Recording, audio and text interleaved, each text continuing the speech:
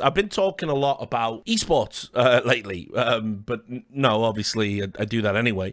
But I've been talking a lot about esports and how we're getting that market correction. It's happening. It's coming back. It's going to be back to how it was, I think, because we're heading into a recession. People's budgets are drying up. Investments declining. Digital media's in the toilet. And so I've seen the signs that we're getting back to normal in esports. Because remember, normal was shit, just in a different way. Normal in esports is people don't get paid. That's normal. That was the norm for years. I'm telling you this as someone that's almost been in it for 20 years now.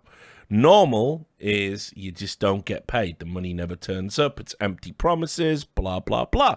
And lo and behold, I saw a ton of stories just coming across, just floating out there, seemingly not connected. But of course, if you have the right kind of mind, you realize that they are. I want to start with this. I might have to go to a Reddit thread rather than play the video because it's in French. Presented by, and I am very glad to say, a very popular streamer these days, a chap called KRL. You might not know KRL. I will explain why he's a credible source in just a moment.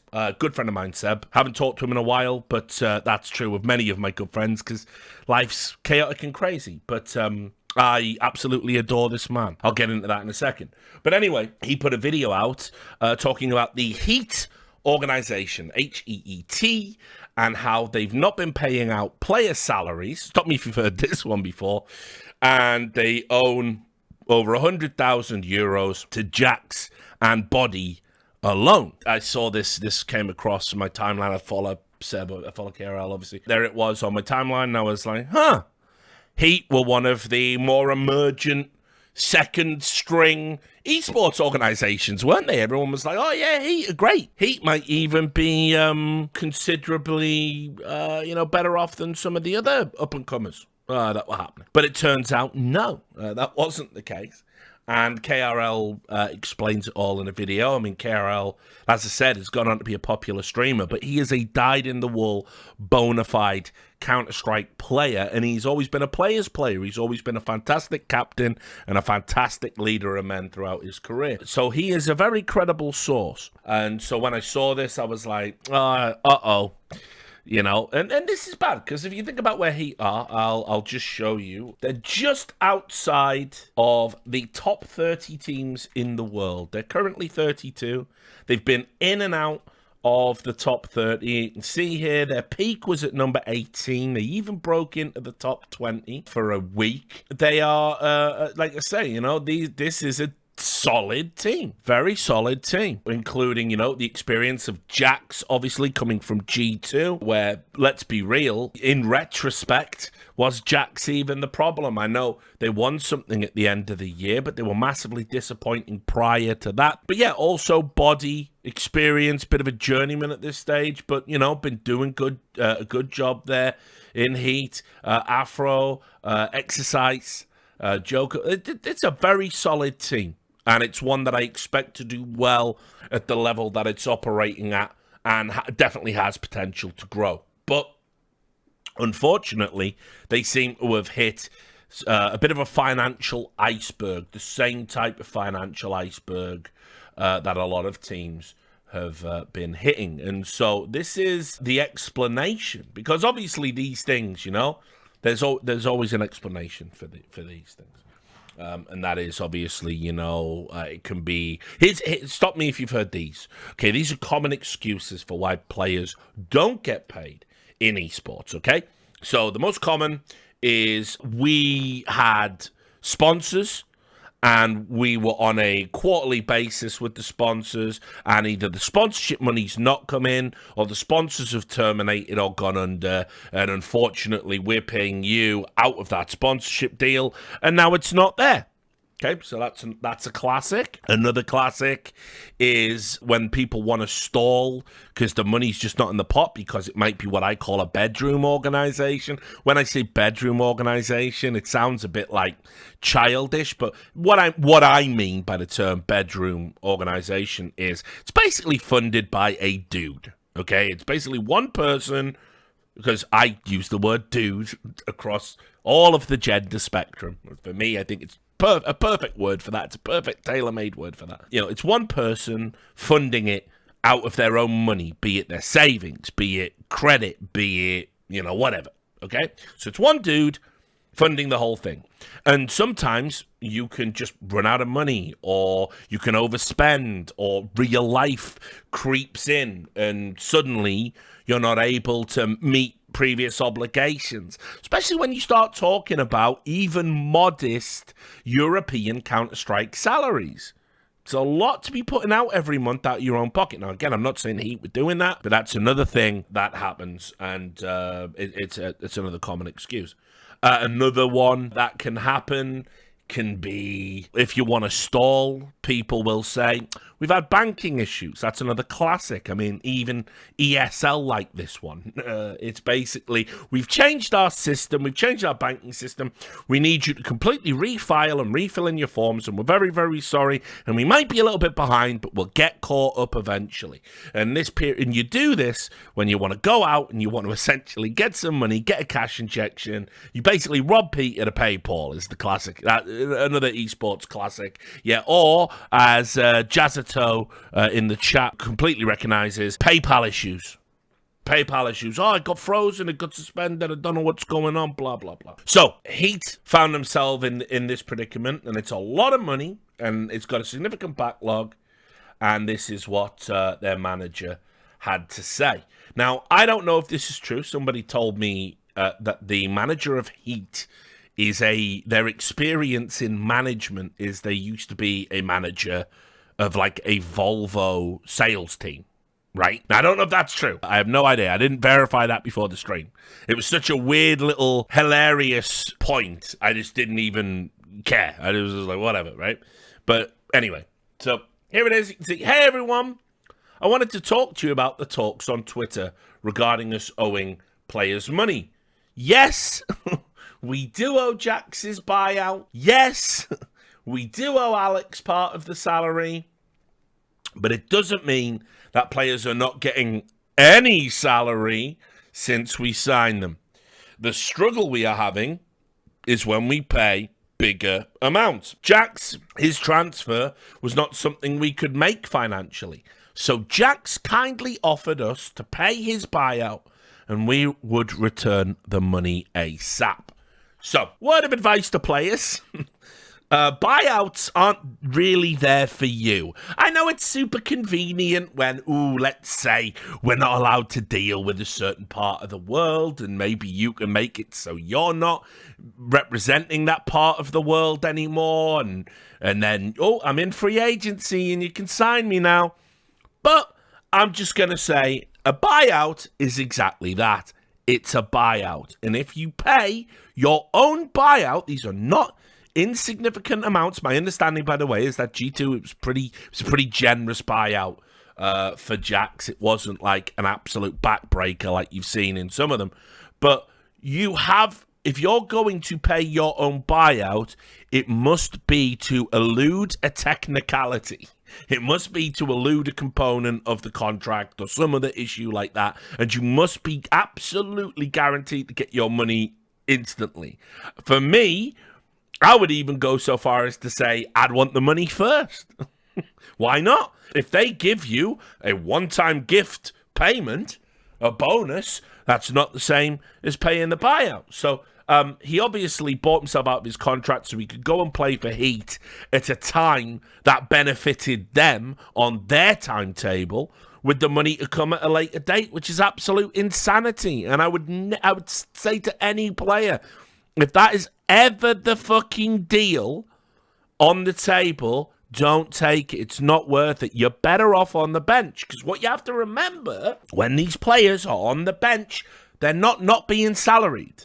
They're taking a reduction in salary. And this can be anything from 50% to 70% one way or 30% the other way. It just depends on the contract you negotiated. But there is absolutely no contract I've ever heard of, not in Tier 1 Counter-Strike at least, where if you are benched, your salary stops. Otherwise, why would you ever negotiate a long contract? It would make no sense. There would be no benefit. Some players negotiate long contracts in the knowledge that even if they get benched, they will have some income while they look for a team. Some players crave that security. But anyway, point being, this is Heat, an organization with no experience that you've not heard of, and they're going, yeah, listen, we want to play you straight away and come straight into the team and it'll be sweet, sweet, sweet, sweet, sweet. You pay your buyout. You must have made loads of money at G2. Yeah, you must have made loads of money at G2. All that prize money. Oh, wait, sorry, forget that. But, you know, all that salary. And you just pay it and then we'll get you on the rebound, son. We'll get you on the rebound. Like, nah. That's really, really dumb. Do not do that. They go on to add, Alex did not get his salary starting from the beginning due to some changes with his bank. So it started piling up. As soon as he was able to receive the salary, we started paying out.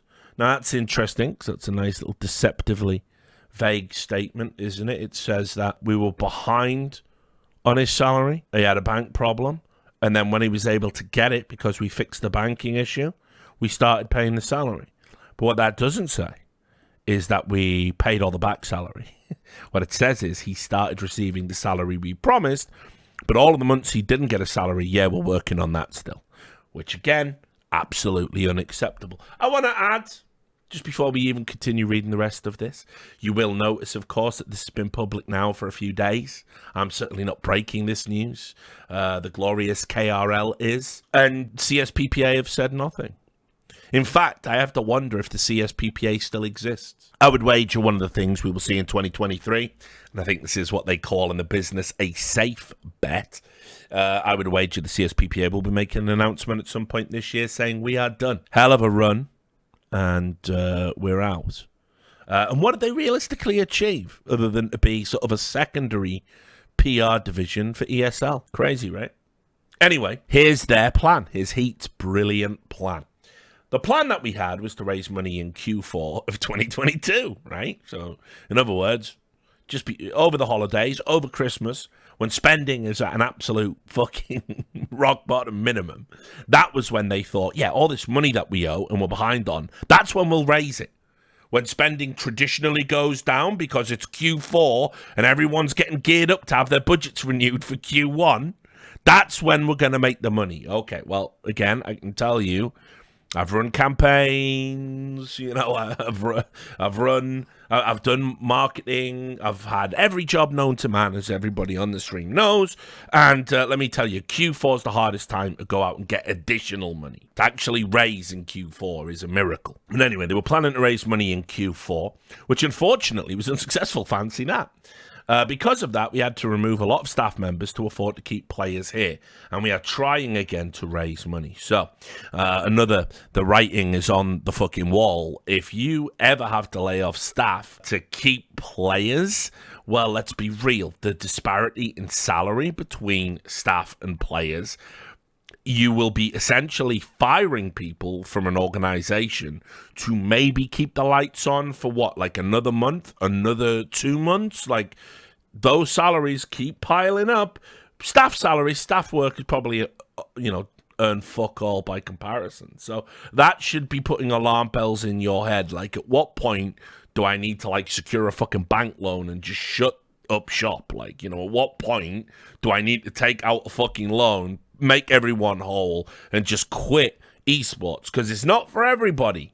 It really ain't. Then they go, you should not forget, we are a young organization. Oh, I love this one. I love this excuse whenever it comes out. Love that one when that comes out. We're a young organization. So it's like, okay, well, I guess that means incompetence is excused. Incompetence is fine. Not paying people is fine. You're young. You didn't know what you were getting into. No, of course that's not an excuse. That's not gonna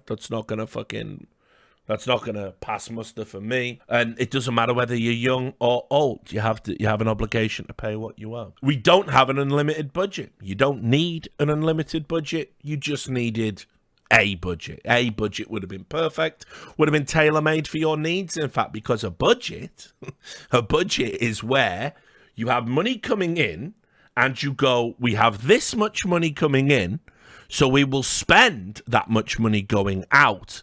And we will try, because we're a young esports organization, we will try and keep everything balanced and fair, and We won't overspend, and we won't bring in players who we realistically can't afford because they have buyouts, just because we want them. What we'll do instead is we will spend within our means, and we will survive. That's what you're supposed to do. That's what a budget is. We did some mistakes.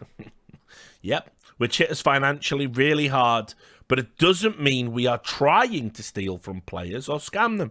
Now, nobody brought that to the table. Interesting deflection, I guess. But of course you're not. No, you don't need to actively steal from somebody to be in the wrong, you know? I've had it before in my life where people have owed me money for an inordinate amount of time. And then I broke their knees. No, I'm kidding.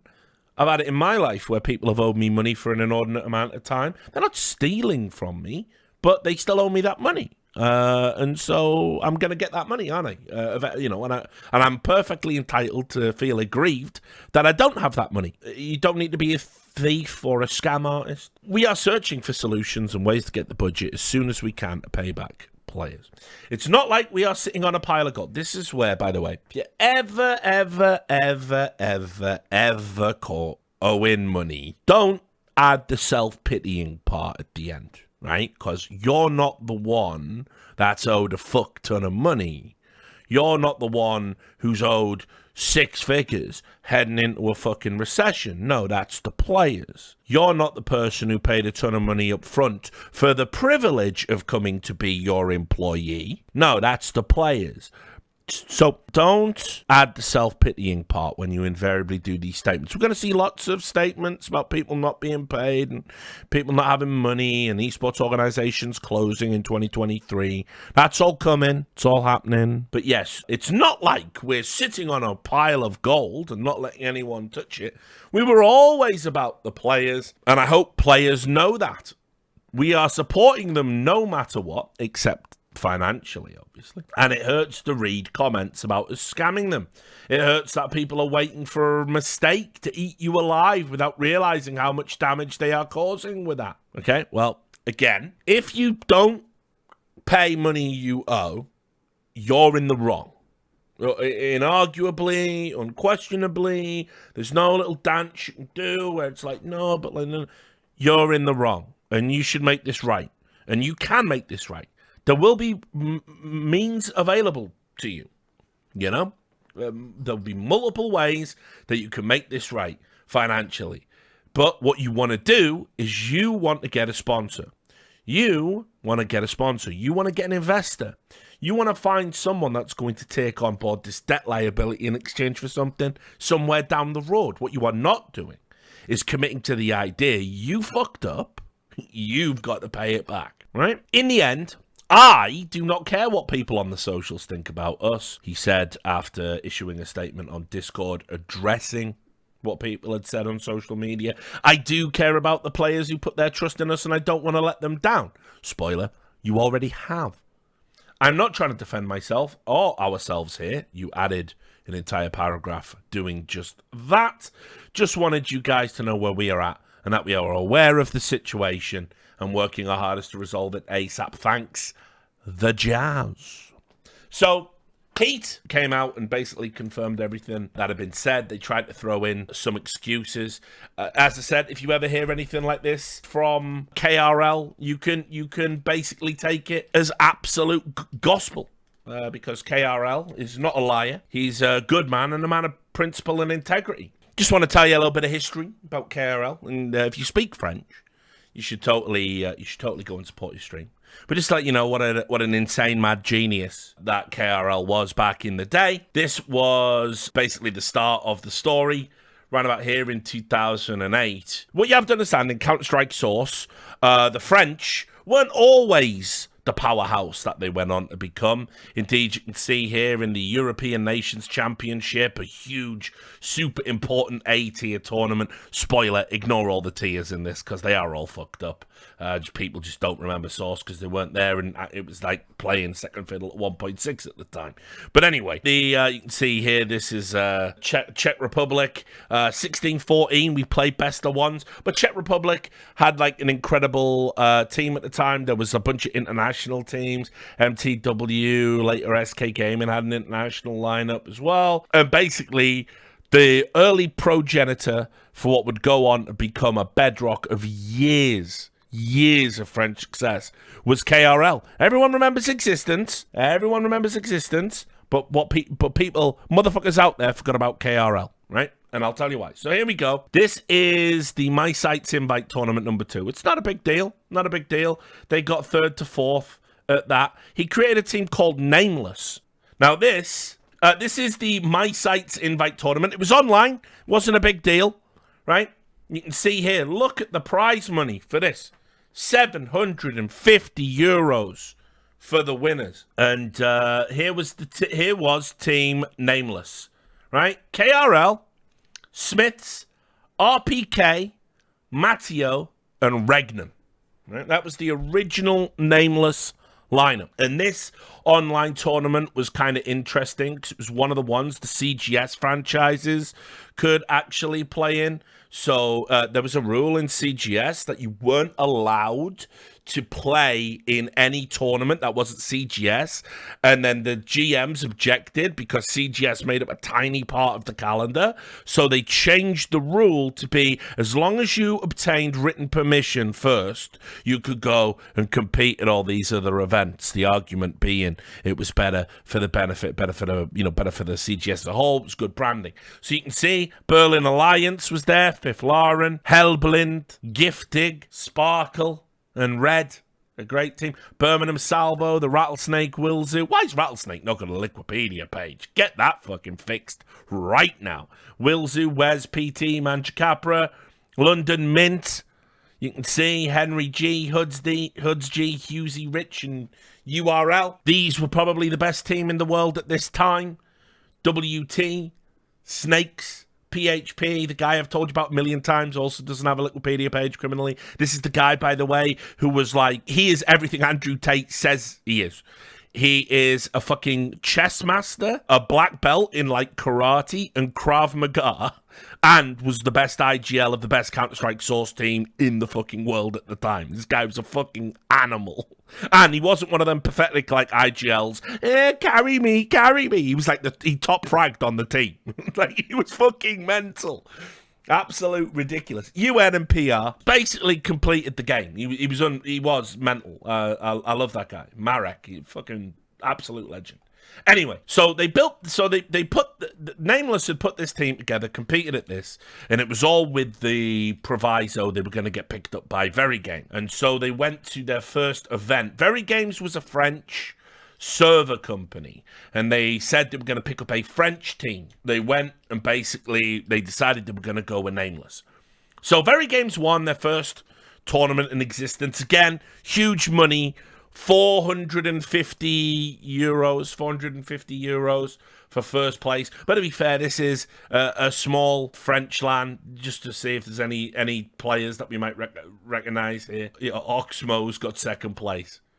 And I know you've not heard of any of those guys. They won their first time out. They had a big tournament. And this was a huge deal. This is Eurokrieg. It was the first ever Eurokrieg. It was a LAN, and it was a European LAN, and it had all the big teams from Europe and the CGS teams at a LAN, right? And look at that prize money. 5,000 euros. Ladies and gentlemen, 5,000 euros. This was huge for the time. This was a big fucking deal. And Very Games won this one as well. You can see there, it's still KRL, RPK, Regnan, Matteo, still Smiths. In there. That's when Smiths was a deadly AWPer. I know it's hard for you to believe, but it's true. They dusted everyone. The XOXO team was Fetish's team. This was a ridiculously talented team, as it happens. Auger was sick. Fetish, obviously. Ritma, Beast, XA. Jimmy, super talented. Jimmy went on to play in a multi-European lineup. He was one of the most flamboyant Counter-Strike players of all time. They were just sick. This is obviously FM Toxic. I can't remember. I think that was the one with Luke Critical Green, I think, was on that one. Logitech.fi. That was like the Finns. I think Narsu, I think, might have been on that one. It was like Narsu, Odious, people like that. Point being, Very Games won. They won one of the biggest tournaments that was going at the time and cemented themselves as the best team. And KRL was the in-game leader.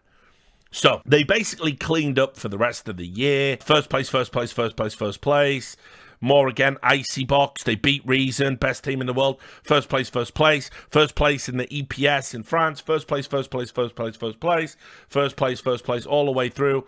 There was this weird thing where I can't even remember what happened here. They had to forfeit a tournament. They just had to forfeit. They couldn't compete, so they got 7 to 8. So that doesn't even count. They dropped out of the EMS season. And then you will notice, all of a sudden, there's a first place for KRL. But what happened here? And this is the cool part of the story.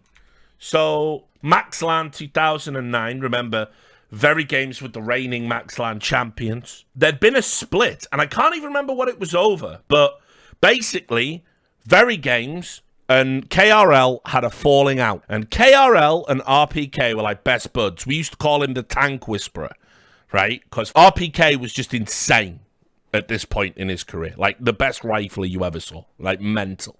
And KRL and him were, like, simpatico. They were, like, fucking blood brothers, you know? And so, Very Games lost KRL and RPK. Big deal. But, you will notice, they ended up with some, you know, their new iteration of Very Games looked pretty all right, actually. They had Emstead. Who's he? That's Happy, right? So, they had Happy there. CRZ, you won't remember him. Shock, you won't remember him either.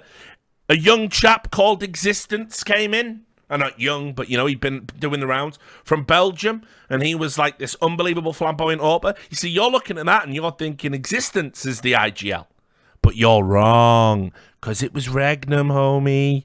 It was Regnum. Regnum was the next IGL in the evolution of French IGLs. Existence was a super flamboyant, crazy AWPer at this time in his career. He was like literally the guy with all the frag movies. And Regnum was the IGL. And so KRL had one simple goal when he went to this LAN event. And that was basically to make sure that fucking Very Games regretted losing his team. And you can see here, he took Matteo and Smiths and RPK and him, and said, sorry, Regnum, obviously you're going to stay and be the IGL of Very Games, fuck you. They employed a guy called Shocks, and they stuck it up Very Games' ass at this LAN, and won 1,500 glittering euros. Now, it wasn't success they were able to sustain, Nameless, and there is a frag movie about it. You can go and have a look at the frag movie. iShield did it. A French movie maker called iShield. It's literally on YouTube. There's a bit where RPK clutches against Very Games, I think, and KRL like gives him a big smooch. You can go and find that now on YouTube. So anyway, KRL was the original great IGL that built French success in Source and by extension in CSGO. So if you don't know who he is, you should know who he is. He learned his trade from a 1.6 IGL called Heart, H-A-R-T. He studied him loads at 1.6 lands and everything. And then he said, I'm going to become an IGL. Built the Very Games team. Super sick eye for talent. Always got the best out of his players. Mad passionate player. Used to love it.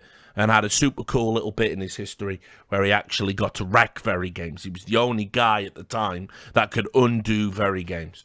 Because he just fucking, you know, was that good of an IGL. So, yep. That's a little bit of history about KRL for you. Now we're going to get back to talking about how shit esports is and how esports is kind of going back to fucking normal. So this one came across my desk as well, and this has some interesting ramifications. This is nothing to do with CSGO and everything to do with Valorant. This was from a few days ago.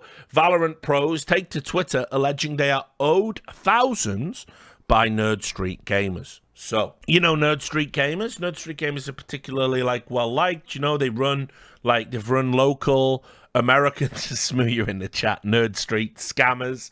You know, they're well-liked by the community. And they've run local tournaments and local events, and they've been doing it for a while, and they've got a reasonably good reputation, I would say, you know, compared to some other TOs out there. But the days of late payments are back, ladies and gentlemen. They are coming back. Players, it used to be if you waited more, like in recent years, if you wait more than 30 days, something's up. Back in the day, it wasn't uncommon. I mean, one of the things people forget is I was absolutely despised by ESL for this. But when I was editor of Cadred, ESL, this is in 2010, ESL were getting big into StarCraft 2. And so, one of the expectations you had if you were a StarCraft player and you were traveling was your org didn't pay for your travel.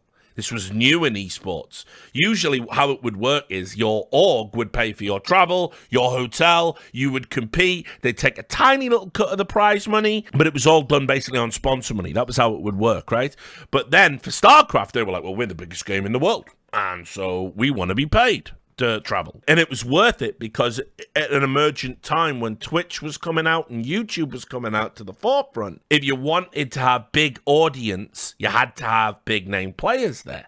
So ESL had been running Source tournaments, Counter-Strike Source tournaments for fucking years and years and years. And people used to wait months to get their money. Sometimes there would have been like another 2 or 3 tournaments between payouts. I got an email sent to me by Counter-Strike Source players that had been told explicitly in this email they'd been waiting 10 months for their money, right? 10 fucking months. And I got sent this email, and in it said, we're sorry we cannot pay you this month, but we have to cover the costs of the StarCraft 2 players that are traveling to our events. They said that. This is how esports was back then.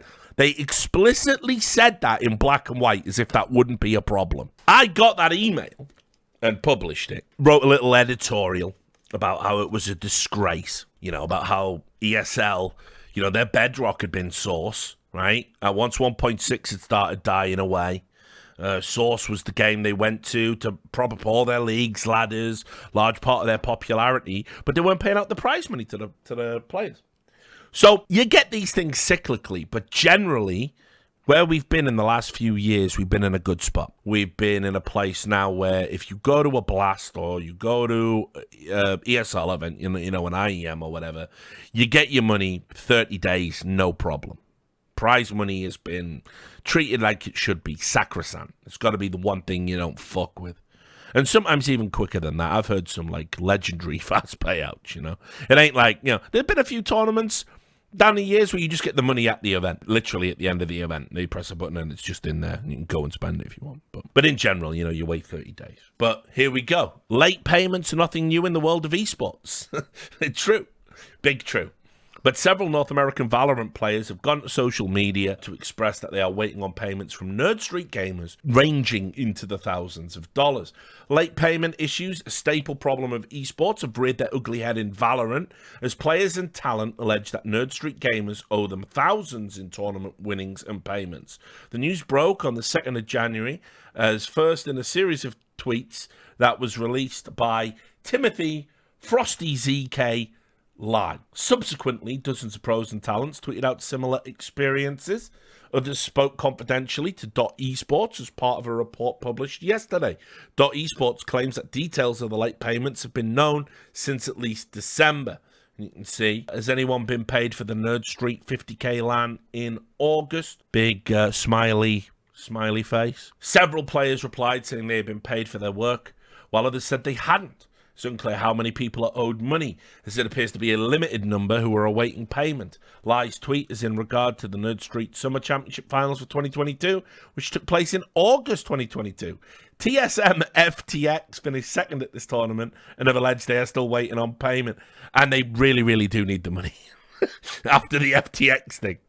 They really, really, really, really do need the money. So anyway, let's just quickly also drop a little bit of knowledge on this. Another esports classic, another esports staple, things that happen in esports that happen since time immemorial. Why have some people been paid and some people haven't? Well, what you do is you make an assessment at the time. Who's going to make the most noise? Who's pissed off? Who sent the most threatening emails? Who's used the lawyer word? And you as an unscrupulous TO, you go through and you make all these decisions, and essentially you give some people some. Sometimes you just fuck it, chance it. Like, I'll just pay some people out random. First come, first served. Whoever we've got at the top of the list, they're gonna get it. It doesn't matter, no rhyme or reason. Which, in retrospect, it seems a bit of an oversight that you don't shut TSM up first. Team Social Media, they're the fucking ones that you definitely want to put the mouthpiece on. But anyway, members of other teams, including former Ghost Gaming Core, Oxygen Esports, Shopify Rebels, and Teal Seam Vapor, I'm guessing that's a deliberate spoonerism of SEAL Team, have also, as opposed to a typo, have also said they are awaiting payment from events they had taken part in. This includes the Game Changers Championships in NA, with others publicly stating how much they are owed. It was also alleged that members of staff have not been paid as well. And scroll down to that part. Look at this. Is Nerd Street going to pay talent and production that have been waiting months for their competition first, or what? Now, this is fucking unbelievable. Like, not only are you not paying out prize money, you use the excuse, sponsors didn't pay us. Sponsors didn't pay us. It's not our fault. It's not true. It's still your fault, but you use that. You use that excuse every time, okay? To not pay your fucking, your crew. That's insane, because how would you ever run the event without the money in the bank to pay the people literally running the event, doing it for you? And someone called John Fazio, not to be confused with Fazio, I imagine, says we're doing our best to get everyone paid ASAP. Anyone outstanding can contact me directly for an update on timing. Unfortunately, we're often at the mercy of third parties, like brands and publishers, doesn't specify who or what, that we produce these events on behalf of. When they don't pay, we're on the hook. Yes, that's exactly right. That's why you've got to have some money in the bank. And it's particularly interesting because Game Changers, well, that's like a Riot-sanctioned event. And what people probably don't realize is Nerd Street Gamers have been fucking propped up. They are a go-to of Riots to use to do all these tournaments. So that's got to get the noggin jogging, right? Like, so wait, Riot Games, they got a bit of cash lying around. They like using these people to run their tournaments third party. And yet, what, they're just on their own when people leave them high and dry? These developers that he's talking about, these publishers and developers? Well, what's gone on there? Now, the fact that all of this has come tumbling out in public, you know there's one thing Riot hate. It's not that they hate a scandal because a scandal means something bad has happened. They hate a scandal when it goes public because it means Riot might look bad. And as we all know, Riot have never done anything wrong ever since they came into the scene in 2009. Riot Games are the great benevolent force that are going to change the whole of esports forever, for good, for everyone. They're going to make the internet a better place. They've never done anything wrong. So the idea that this guy, Nerd Street Gamers, is sort of publicly intimating, look, even for things like Game Changers, we're kind of out there dangling in the wind. Riot won't like that. They never like being called on their bullshit. Take it from me. Take it from first hand. There's a little paragraph here I'll add, because this was a report on Esports GG. They reached out directly to Nerd Street Gamers for comment, and they said, despite the situation, we're getting through the backlog of payments as swiftly as we can. So remember, it is January, right? And at least there's one tournament from August. I don't consider that acceptable. I don't know what people think is an acceptable amount of time to wait for prize money, but I don't consider it like 6 months for me. I think at the end of the day, 5, August, September, October, November, December. We're not really all the way through January, are we? So, but I don't consider it an acceptable amount of time to be waiting for prize money. And to say that we're working through a backlog of payments as swiftly as we can, what as swiftly as we can mean? Like, because we still don't even understand the precise nature of the delay. He goes, as of next week, all of Valorant Summer's Championship payments will be completed for both prizes and staff. For staff. God, that's so shocking. We're hoping to have Frag's payments all caught up by next month, and we're working with Riot on a resolution for VCT. So it's so crazy to me. Like, put it this way, if right, one of the things that I talked about, and I alluded to this in other Valorant videos and articles, and people didn't really understand what I was getting at, and it's 2023, and it's okay to be explicit, because Richard doesn't give a fuck anymore. Here's how it works.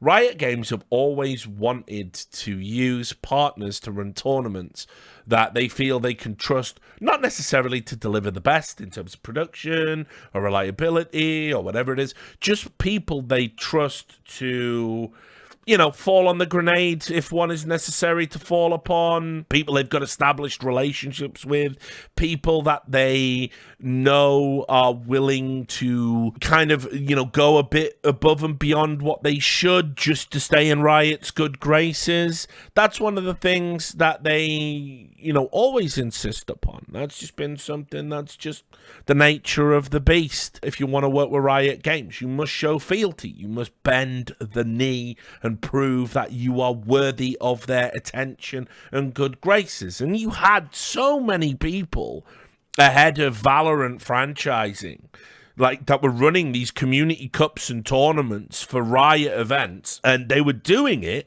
not because they want to run a community tournament or event for business reasons, because that's bullshit. That's bollocks. You're not. It's such a ball ache to do these things. No, they were doing it look, if we show we can do all these super cool things, maybe it gets us ahead in the franchising thing. And they would explicitly say to Riot, does this help our chances? And Riot would go, ooh, I don't know. Why didn't you show us what you can do though? Can't hurt, can it? And they were enjoying, all these people going above and beyond, doing things that they didn't necessarily want to do or have to do or could afford to do, just all in the hope of getting some sort of quid pro quo down the fucking line. Well, it's Riot. You're never getting the quid pro quo. It's never coming. So we're back to the days where people are waiting for 6 fucking months to get their prize money.